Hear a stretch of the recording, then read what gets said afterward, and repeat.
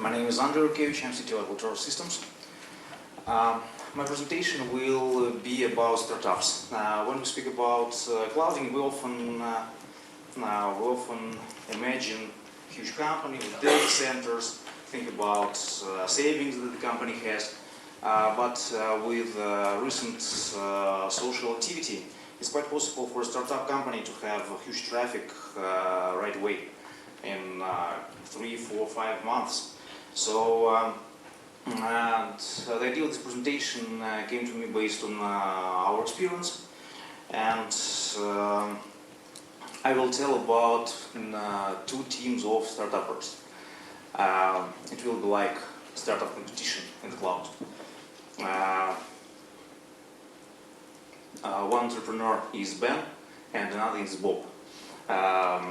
They're heads of the company, they're committed for their businesses, and they're developing, let's say, social dating as a plugin for Facebook.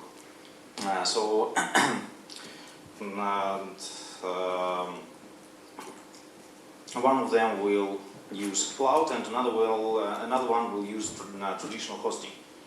So competition begins. Both guys have first version of their applications. They worked hard before, and now this application is released. And Bob releases this application to cloud, let's say to Amazon, and Ben takes a dedicated server. Bob decides to take a course strategy that he will take some small instance and he will grow. He will grow the instance with the traffic, and Ben knows that there will be a lot of traffic, that application will be popular, and he takes a mid-sized dedicated server for his usage. As a measurement for the competition, we will use money and time, actually. We know that time and money are the most important resources for all the companies, but for startups they are mostly important because they are very vulnerable and sometimes they may have no another chance. And also what is very important for a startup, paradoxically, is quality. So competition begins. They have the application up and running. The next month, small instance of Bob starts to crash.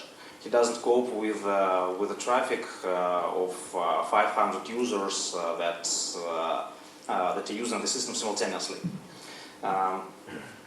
However, he spent not a lot on infrastructure compared to Ben, and it's actually not a major issue for Bob because he may reload to a large instance of Amazon almost instantly, and he may not lose any traffic at all. So he reloads with a large instance, and the next month our entrepreneurs attract another 500 users for their applications, and now they have 1,000, and they released the second version of their application. Next month, and actually we see that expenses of both entrepreneurs are almost equal for large Amazon instance and for dedicated server. And next month, Bob's application starts to crash on 3,000 users and Ben's on 5,000 users. And they have some issue to solve. Actually, Bob's issue is quite simple. He will upgrade to extra large instance, but Ben has to build cluster. And on the 4th month, Bob released 4th version of his system, but Ben didn't manage to do this. He was busy with building this cluster. and was unable to create new functionality. And we still see that expenses of our entrepreneurs are almost equal. One next to large Amazon instance and a cluster of two mid-sized servers. Next time, Bob, the next month, when user base increased once again, Bob actually reaches the cap of the cloud. He uses already the most powerful instance at Amazon, and he has no possibility to upgrade. He needs to invent something. That's why his head is too itchy. And he decides to take full advantage of the cloud and build a scalable system. He will have two permanent large instances for database and application server, and scalable instances that will be used on demand. Now we see the similar situation that Ben had previously, and now Bob has it. He was unable to build a new version of the system the next month and deploy anything of the new functionality on the cloud. However, he was able to build a scalable infrastructure. But Ben reached a cap with his cluster of two servers, and he needs to do something.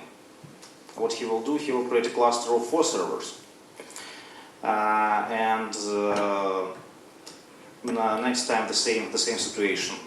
Ben spent his month in building the cluster of 4 servers, but Bob is scaling quite easy. And actually his spending didn't grow too much. As you see, infrastructure spending of Bob are 550 plus 92. 550 are permanent instances, and 92 are flexible. There will be two servers on average for 4 hours a day on average. And he was able to move forward with functionality to gain new users.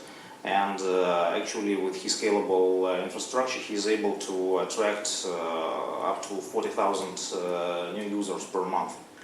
So, next month, Bob is doing okay. He's attracting users, developing new functionality, spending not too much money on the infrastructure. But Ben has a dilemma: what to do.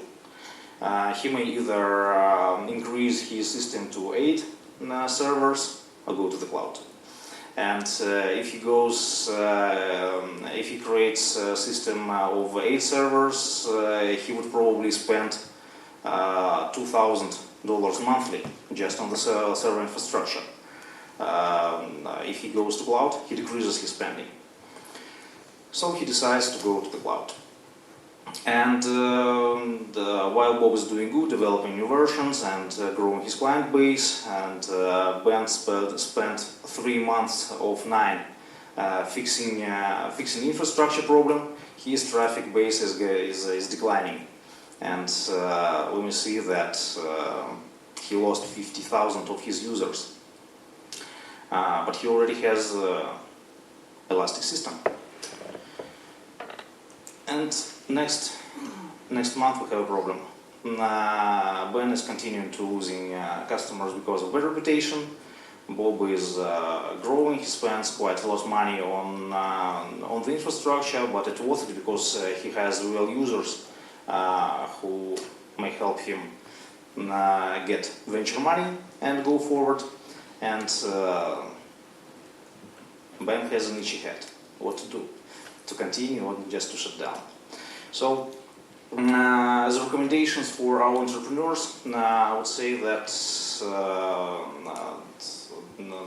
our competition showed that we should choose dedicated server when you know exactly what system will be used and how many traffic we will use, and if we don't have ups and downs in the traffic.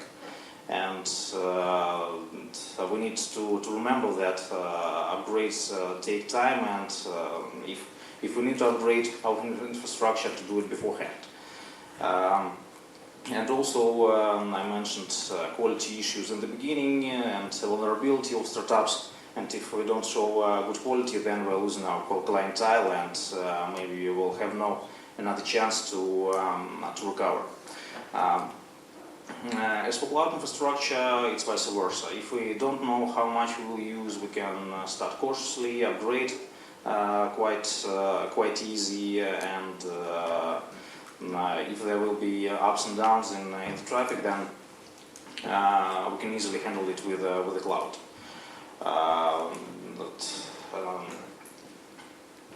The advice that we could give to our cloud entrepreneur is to monitor system loads and upgrade to a large instance before it's starting to crash and work slowly, and to test scalability of the application himself, and not to have users do this for him.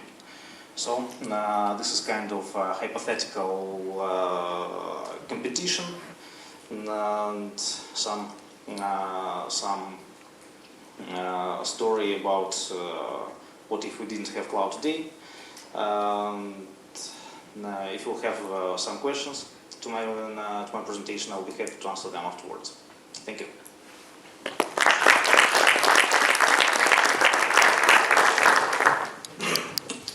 Okay.